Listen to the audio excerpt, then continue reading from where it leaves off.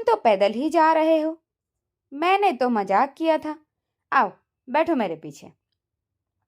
तिलक नहीं रुका, वो गुस्से में जा रहा था। उस दिन वो पैदल ही स्कूल गया। शाम को घर आते ही उसने अपने पापा से कहा, पापा मुझे भी साइकिल ला दीजिए। मेरे सभी साथी अपने अपने साइकिल पर स्कूल जाते हैं। 4-5 दिनों के बाद तिलक के पापा ने उसे एक नई साइकिल दिला दी। अब तिलक और विजय दोनों अकेले अकेले अपने अपनी साइकिल पर स्कूल जाने लगे। तिलक के मन में अब भी विजय के लिए गुस्सा था, इसलिए वो विजय को नीचा दिखाने के चक्कर में रहने लगा। एक दिन तिलक ने मन ही मन एक फैसला कर लिया कि उसे अपनी साइकिल सदा विजय से आगे रखनी चाहिए। 2-3 दिन के बाद विजय भी उसकी इच्छा को भाप गया।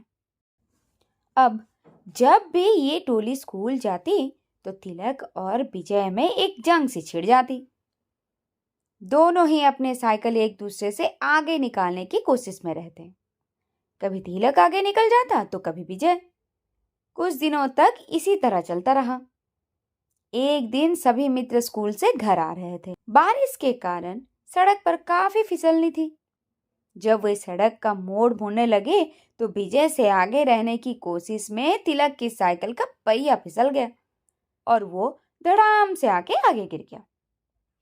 तिलक को गिरता देखकर सभी मित्र रुक गए। विजय ने भी अपनी साइकिल रोक दी। उसने आगे बढ़कर तुरंत तिलक को उठा लिया। उसे अधिक चोट तो नहीं आई थी, फिर भी कुछ जगह से खाल छिल गए थे। ये देखकर विजय ने कहा, यह सब हमारे मुकाबले की भावना के कारण ही हुआ है। यदि हम दोनों में एक दूसरे से आगे रहने की होड़ नहीं होता तो तुम्हें ये चोट नहीं लगती। आज के बाद सदा तुम ही आगे रहना, मैं तुम्हारे पीछे ही रहा करूंगा। विजय की बात सुनकर तिलक का मन पिघल सा गया। शर्मिंदा होकर उसने कहा, नहीं विजय, ये गलती तो मेरी ही थी। मेरे मन में ही ये भावना आई थी कि मैं सदा तुमसे आगे रहकर तुम्हें नीचा दिखाऊं। मैं ये भूल गया था कि सड़क पर मुकाबले की भावना रखकर साइकिल नहीं चलानी चाहिए। अब मेरे आँख खुल गए हैं, मुझे माफ कर दो। इस कहानी से हमें ये सीख मिलती है, सड़क पर मुकाबले की भावना से साइकिल या दूसरा वाहन नहीं चलाना चाहिए।